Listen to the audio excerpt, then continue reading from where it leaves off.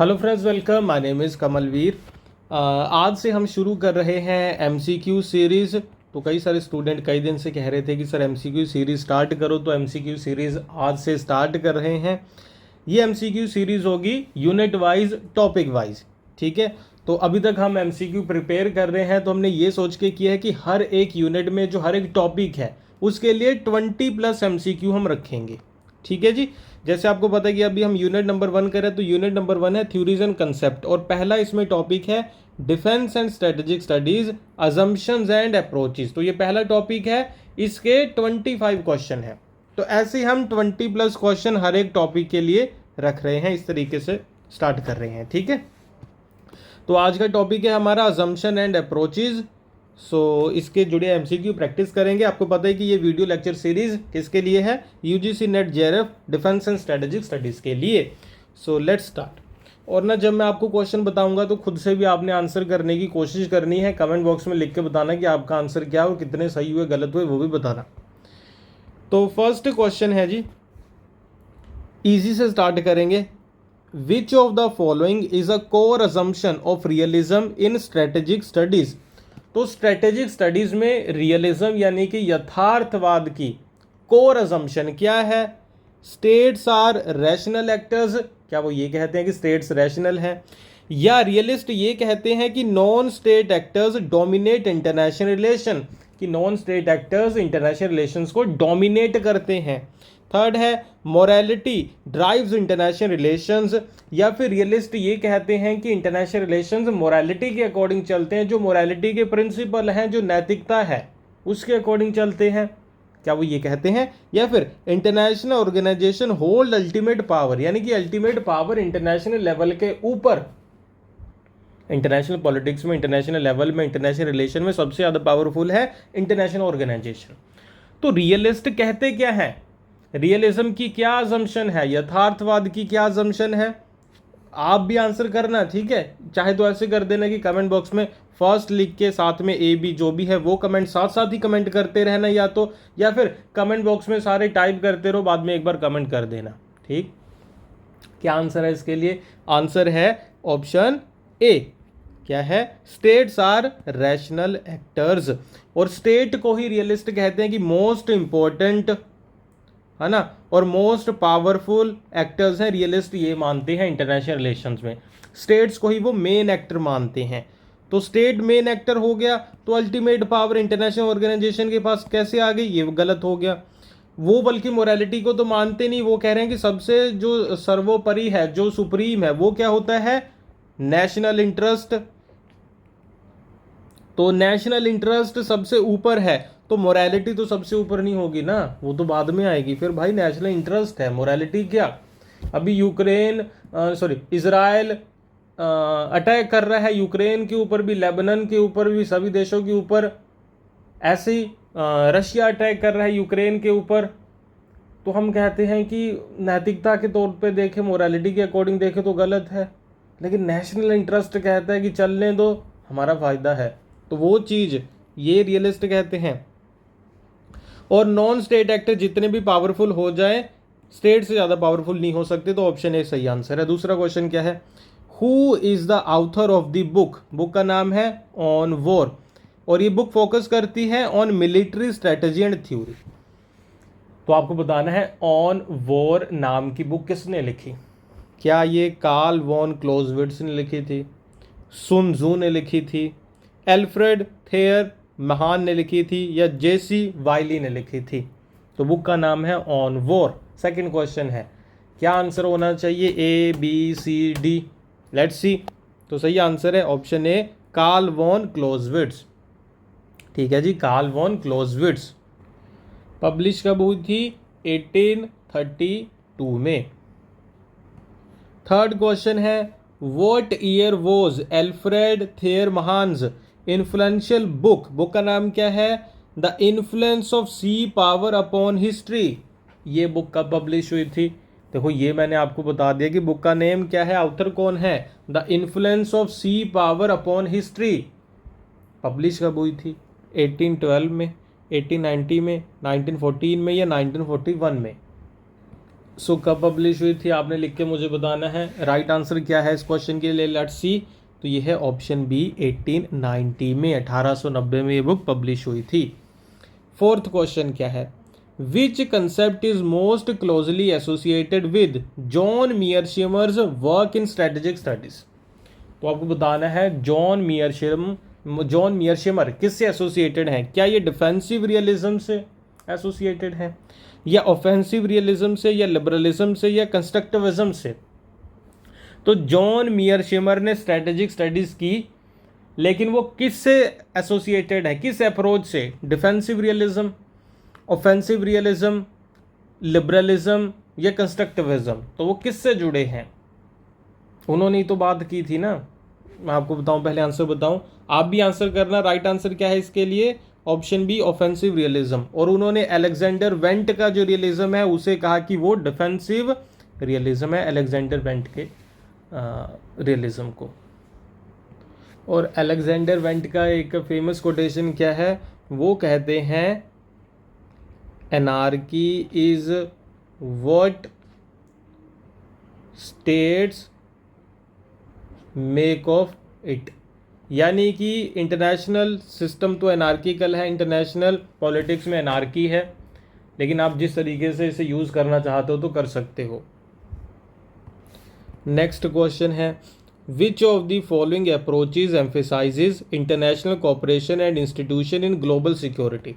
तो कौन सी अप्रोच कहती है कि अगर आपको इंटरनेशनल लेवल के ऊपर आपको पीस एस्टेब्लिश करनी है, ठीक है, आपको सिक्योरिटी एस्टेब्लिश करनी है कि सारे सिक्योर रहें, आपको कोऑपरेशन अचीव करना है, तो फिर मतलब कौन सी अप्रोच है कि ये सारी चीज़ अगर आपको अचीव करनी है तो आप क्या करो, इंटरनेशनल लेवल पे कोऑपरेशन करो और इंस्टीट्यूशंस बनाओ। जैसे कि क्या है, United nation, league of nation. तो किसने कहा था कि ये इंस्टीट्यूशंस के थ्रू ही पीस, सिक्योरिटी और कोऑपरेशन आएगा। रियलिज्म ये ऐसा कहते थे, लिबरलिज्म, न्यू रियलिज्म, या मार्क्सिज्म। तो कौन कहता है। पहली बात, मार्क्सिज्म तो शांति तो लाना ही नहीं चाहता, मार्क्सिज्म तो रेवोल्यूशन करके सारा कुछ चेंज करना चाहता है। बल्कि वो तो कहता है कि एक स्टेटलेस, क्लासलेस सिस्टम बनाओ। तो वो तो ऑर्गेनाइजेशन और इंस्टीट्यूशन के अगेंस्ट है, तो ये तो हो नहीं सकता। अभी बात आती है लिबरलिज्म और रियलिज्म को देखते हैं पहले। तो रियलिज्म क्या कहता है कि क्या पीस को अल्टीमेटली आप अचीव कर सकते हो। तो रियलिज्म कहता है कि कभी पीस और सिक्योरिटी जैसी चीज़ें परमानेंट नहीं हैं।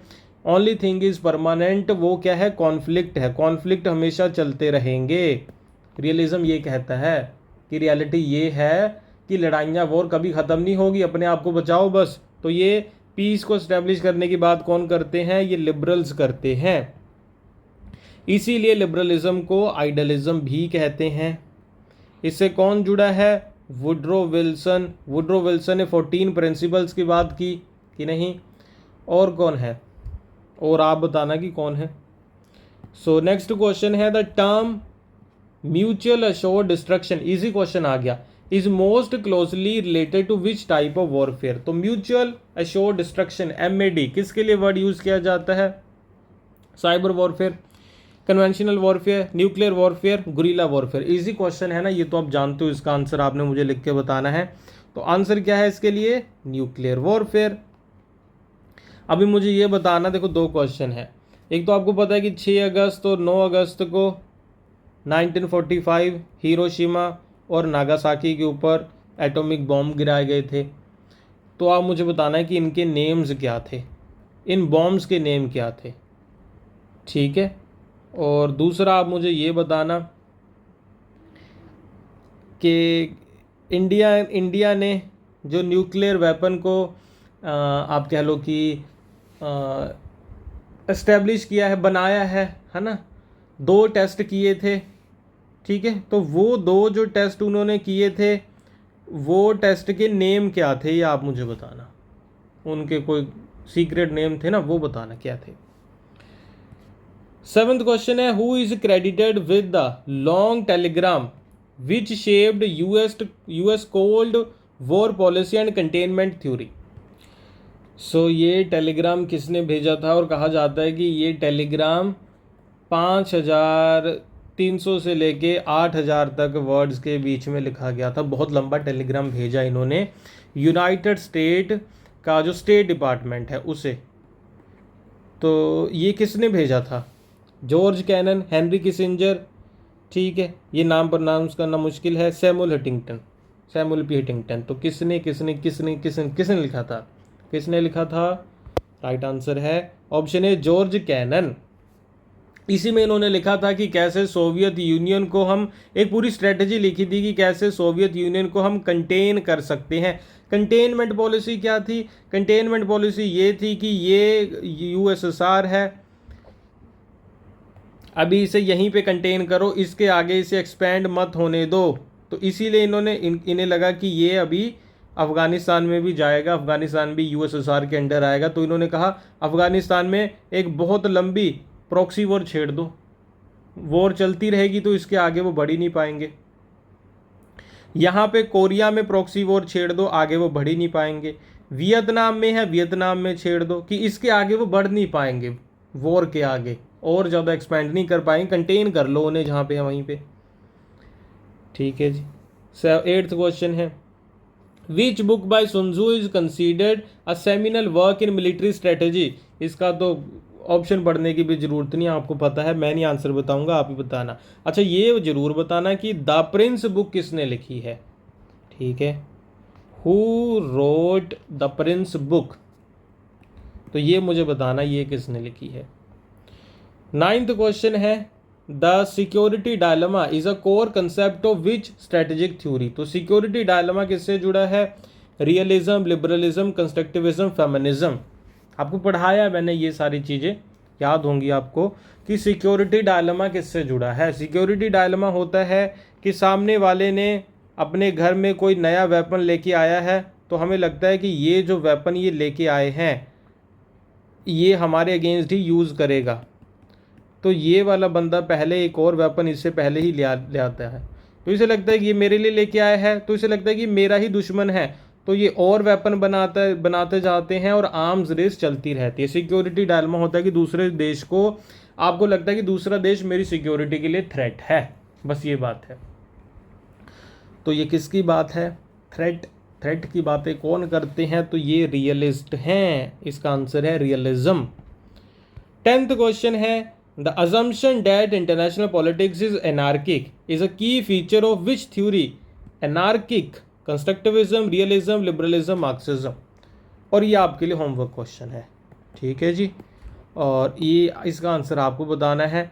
और इसके अलावा मैं आपको बता दूं, अभी हम ईच एंड एवरी टॉपिक के लिए MCQ सीरीज़ लाएंगे, तो आपको अच्छा लगा तो लाइक ज़रूर कर देना, चैनल पे नए हैं तो सब्सक्राइब कर लेना। और कंप्लीट जो ये टेस्ट सीरीज़ है इसके लिए लिंक वीडियो के डिस्क्रिप्शन बॉक्स और कमेंट बॉक्स में गिवन है, ठीक है, जहाँ पे ईच एंड एवरी टॉपिक के लिए इस तरीके से MCQ होंगे, सभी 10 यूनिट के लिए। आप डायरेक्टली उसको प्रैक्टिस कर सकते हो खुद से, जैसे एग्ज़ाम देते हो वैसे कर सकते हो, टाइम होगा, सारी चीज़ें होंगी, लिंक गिवन है, ओके, हर एक टॉपिक के लिए। कोई भी डाउट होगा तो कमेंट करके मुझे पूछ लेना, और ये नंबर भी गिवन है, इस पर कॉन्टैक्ट करना अगर कुछ पूछना हुआ तो। सो यही थी आज की video, thank you for watching, bye bye.